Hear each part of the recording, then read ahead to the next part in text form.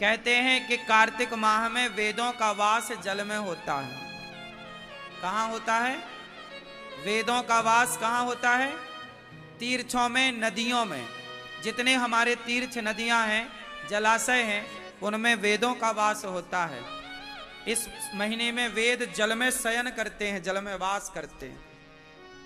तो वेद जब वास करते हैं तो कहते हैं कि जब आप जल में, तीर्थों में स्नान करते हैं तो आपको वेद माता की कृपा प्राप्त होती है, और वेद कृपा करते हैं तो आपका ज्ञान बढ़ता है, आपका यश बढ़ता है, आपकी कीर्ति बढ़ती है, आपकी बुद्धि कारगर होती है, मीन्स अच्छी होती है, पवित्र होती है। इस माह में दीप दान करने की भी महिमा है। सब प्रकार से स्नान दान की महिमा बताई जाती है।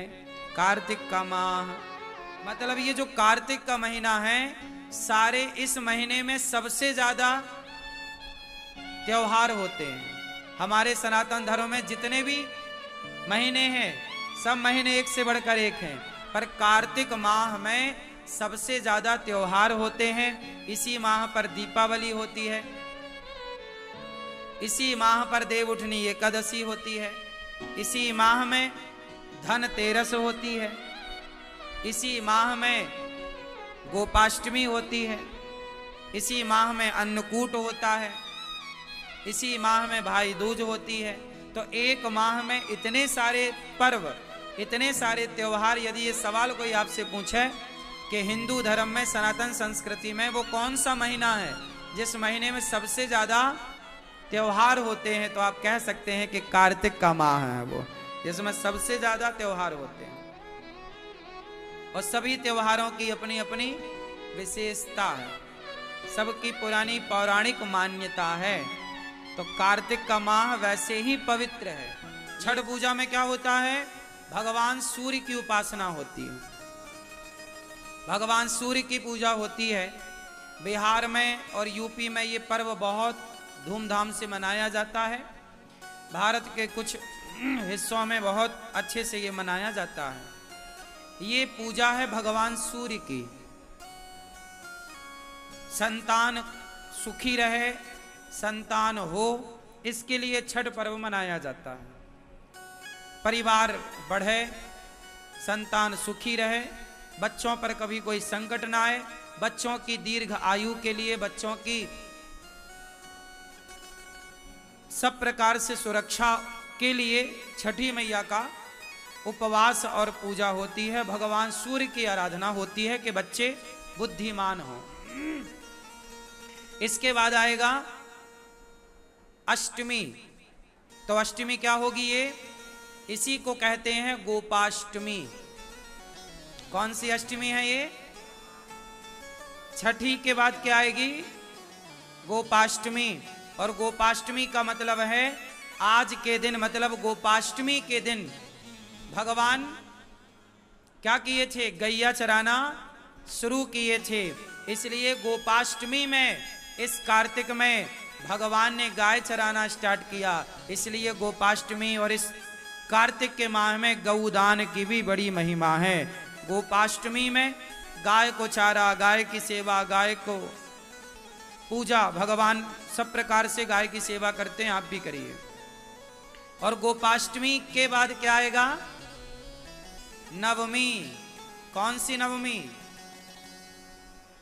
बोलो। हाँ हाँ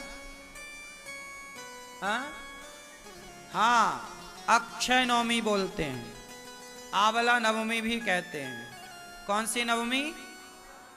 इस आंवला नवमी के दिन कहते हैं कि आंवले के पेड़ पर ही भगवान श्रीमन्नारायण का वास होता है। आंवला नवमी के दिन, जैसे रविवार को, एकादशी को तुलसी पे भगवान नारायण का वास होता है, उसी दिन, उसी प्रकार आंवला नवमी को अक्षय नवमी भी कहते हैं।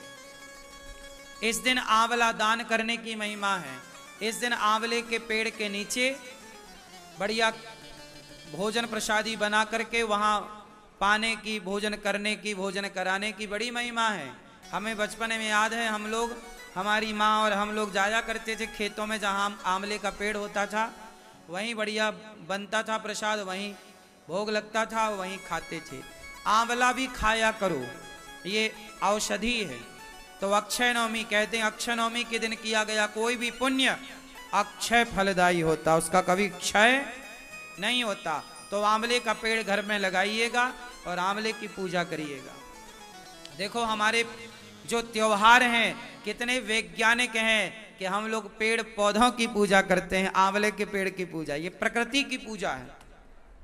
फिर आएगी एकादशी। कौन सी एकादशी?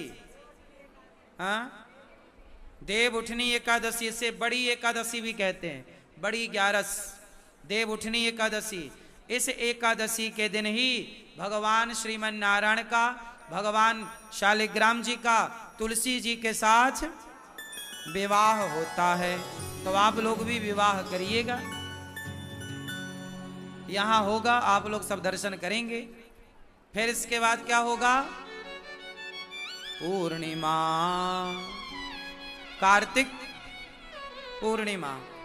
मतलब ये जो कार्तिक का महीना है, सारे इस महीने में सबसे ज्यादा त्योहार होते हैं। हमारे सनातन धर्म में जितने भी महीने हैं, सब महीने एक से बढ़कर एक हैं, पर कार्तिक माह में सबसे ज्यादा त्योहार होते हैं। इसी माह पर दीपावली होती है,